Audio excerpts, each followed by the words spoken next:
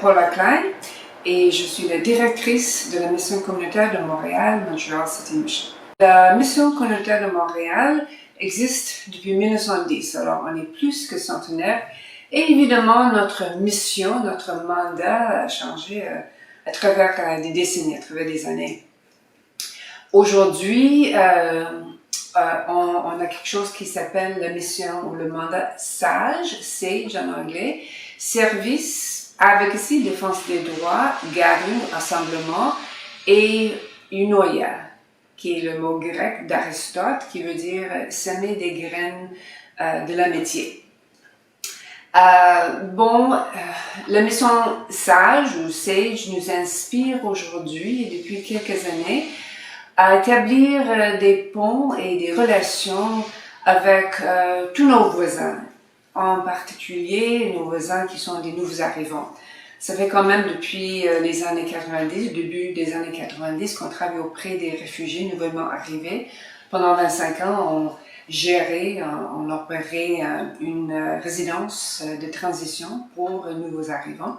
Aujourd'hui, on a 2 cliniques juridiques, on a un camp de jour où les nouveaux arrivants, les enfants réfugiés et les jeunes Québécois, Canadiens sont inscrits puis qui apprennent à vivre et jouer ensemble.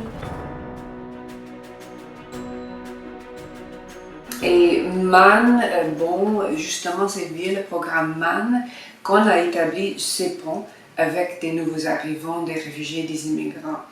À travers plusieurs programmes, projets, activités différentes.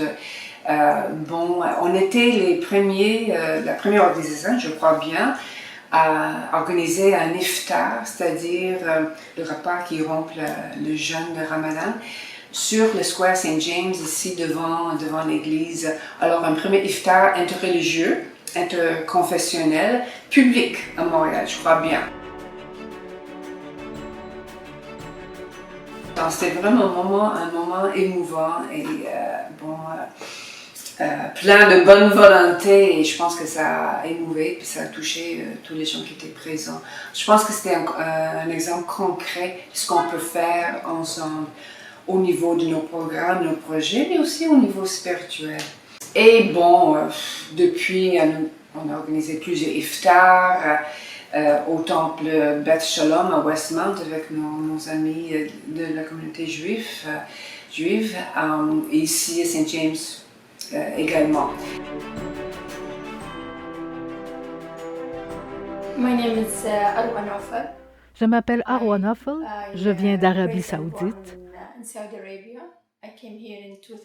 Je suis arrivée ici en 2017, seule avec mes 3 enfants. Et depuis environ un mois, mon mari est ici également.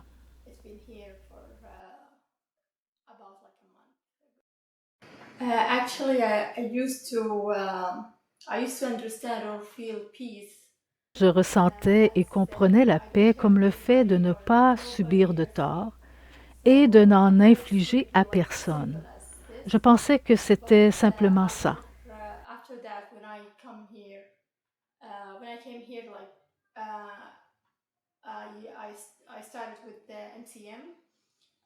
Mais après mon arrivée ici, et quand j'ai commencé à m'impliquer à la mission communautaire de Montréal il y a environ 2 ans, ma vision de la paix a changé et est devenue plus ouverte, plus liée à la culture, à l'interreligieux.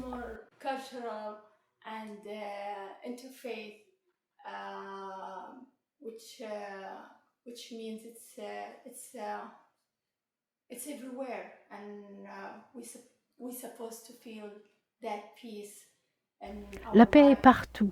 Nous sommes supposés la ressentir dans notre vie. À la mission communautaire de Montréal, j'ai appris à offrir la paix à d'autres personnes à travers nos projets et nos activités.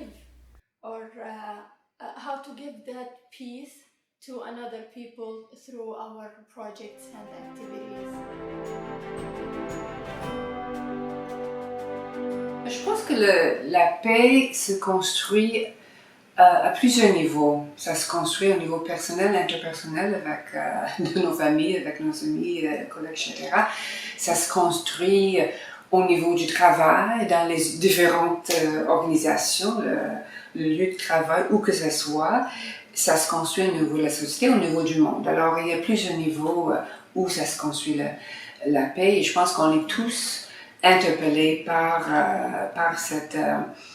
comment dirais-je, par cette mission, si je peux dire, dans les tout petites choses, mais aussi dans les choses grandes. Alors ici, Maturity Mission, la mission communautaire, ça fait longtemps qu'on a développé une politique qui s'appelle la confrontation positive.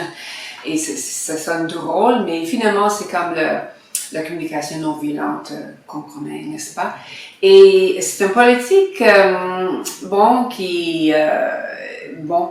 avec laquelle on forme les stagiaires qui arrivent chaque année. Et c'est une politique qui informe aussi la façon qu'on travaille ensemble au niveau de l'équipe, au niveau du CA, etc. Alors, parce qu'on se dit que tout le monde se croit fin et gentil et paisible, n'est-ce pas? Et dans le fond, c'est vrai, sauf qu'on sait aussi que, c'est facile que les petites choses non réglées puissent développer et s'empirer, quoi. Alors, on commence tout de suite avec nos politiques en tant qu'organisation, pour s'assurer qu'il y a un mécanisme qui nous permet, parce qu'il n'y a personne qui est parfait, et il n'y a personne qui est au-dessus d'un lapsus ou d'une erreur quelconque, alors de commettre une erreur quelconque dans les relations interpersonnelles. Alors, on a quand même ce cadre, si vous voulez, ce cadre écrit qui nous ramène au bon chemin. En fait, depuis l'arrivée des réfugiés syriens, c'est là qu'on a commencé vraiment au fond avec notre travail interreligieux, interconfessionnel, interculturel. Et ce que je peux observer depuis ce moment-là, c'est comment c'est important justement d'établir ces ponts-là. Et ce sont les tout petites choses qui parfois font une différence. Alors le fait de faire un iftar justement, d'inviter nos amis musulmans, nos amis juifs, de faire une place pour les gens qui sont nouvellement arrivés.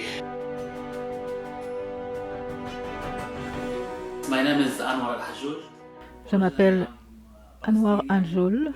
Je suis palestinien d'origine bédouine du sud d'Israël. J'habite à Montréal depuis 2012 et je me sens comme un fier Montréalais. Selon que l'on me pose la question en tant que Bédouin, en tant que Palestinien, en tant qu'immigrant au Canada, la paix a plusieurs définitions. Elle dépend de mes besoins en tant qu'être humain, en tant que citoyen, en tant que réfugié. Ça dépend aussi de l'endroit où je vis, des embûches que j'ai à surmonter. Mais je crois que le mot « paix » désigne des sentiments que l'on porte en soi. Que ressentez-vous? Vous sentez-vous en sécurité? Sentez-vous que vous faites quelque chose de positif pour vous-même, votre famille, votre communauté, pour la communauté élargie? Est-ce que vous percevez les énergies positives des autres? Aller vers la paix implique aussi de remettre en question non seulement nous-mêmes, mais aussi nos conditions de vie, parfois notre famille et très souvent nos communautés, d'affronter aussi nos stéréotypes, car chacun d'entre nous porte un sac plein de stéréotypes. Il faut percer un trou pour les laisser sortir. Non, la paix n'est pas un mot qui est simple à définir.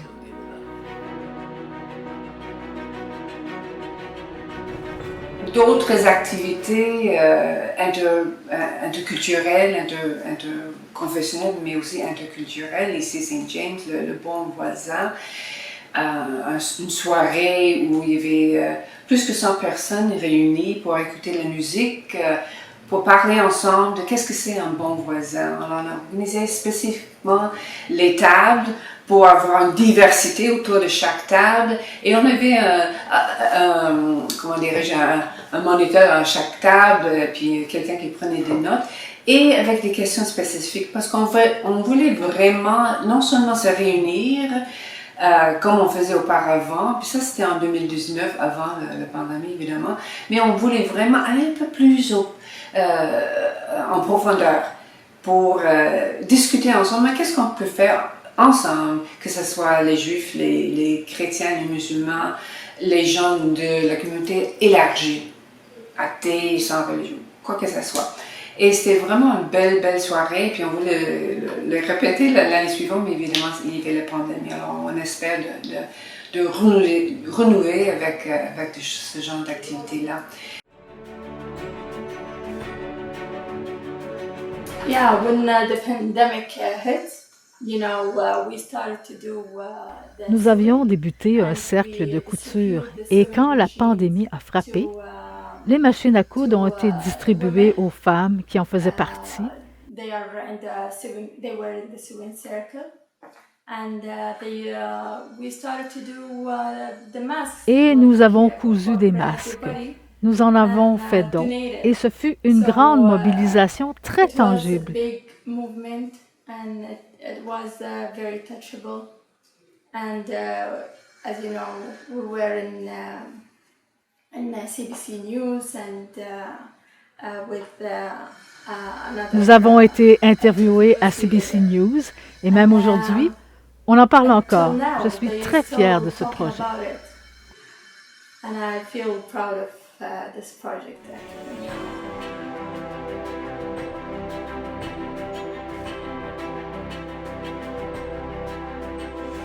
Actually, it wasn't easy to go and see what is the reaction of people, but Ça n'a pas été facile de se lancer et faire face aux réactions des gens.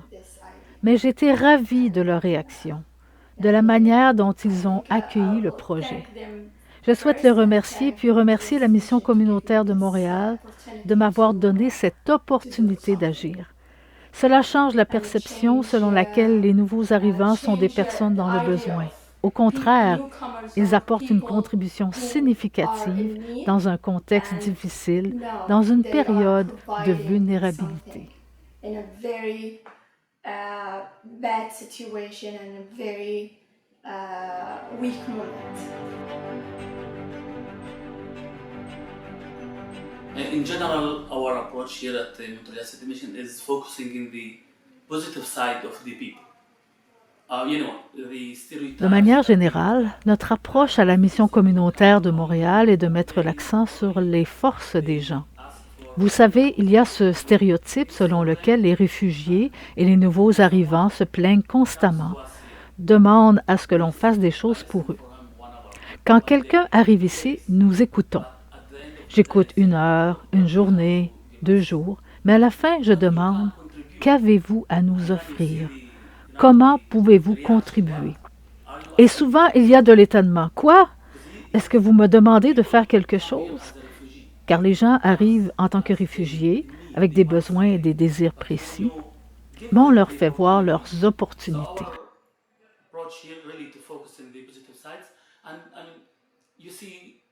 Donc, nous voulons vraiment mettre l'accent ici sur les forces des personnes. Nous voyons arriver des femmes dans le besoin, mais qui, après un certain temps, s'affirment comme des femmes fortes, qui trouvent du travail, qui prennent soin de leur environnement, qui développent un sentiment d'appartenance. Si les gens ont ce sentiment d'appartenance envers Montréal, sentent que c'est leur milieu de vie et qu'ils doivent en prendre soin, ils ne sont pas dans une posture de bénéficiaire de ce milieu, mais y contribuent en retour.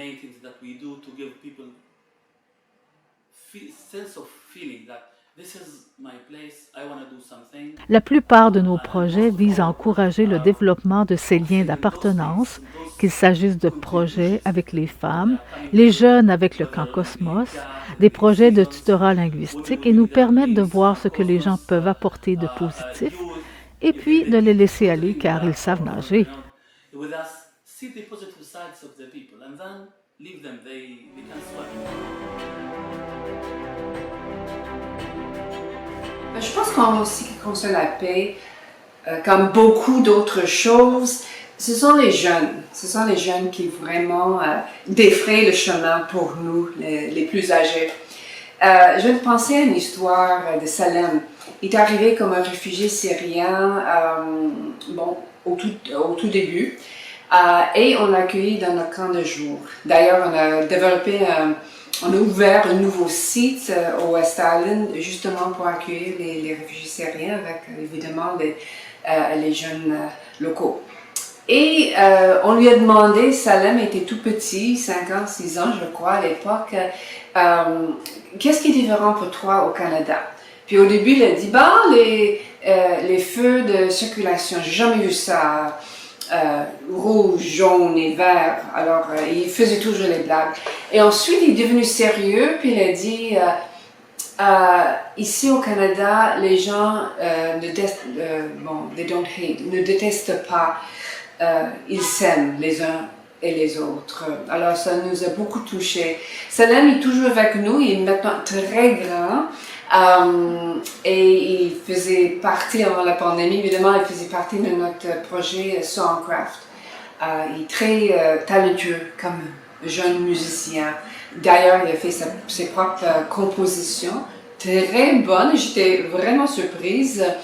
Et il a donné une présentation, il a fait une présentation lors de nos événements ici à l'église Saint-James en bas. Alors, je pense que c'est un bel exemple de comment on peut développer des relations harmonieuses tout de suite avec les nouveaux arrivants, puis continuer à travailler avec eux, puis suivre leur exemple et travailler à ce qu'ils se sont vraiment intégrés. Ils ont toute la capacité, le talent, la force pour le faire. Nous, on est tout simplement, comment dirais-je, un catalyseur où on fournit un endroit et eux autres, ils font le reste. Puis c'est vraiment les jeunes qu'il faut saluer dans ce processus-là.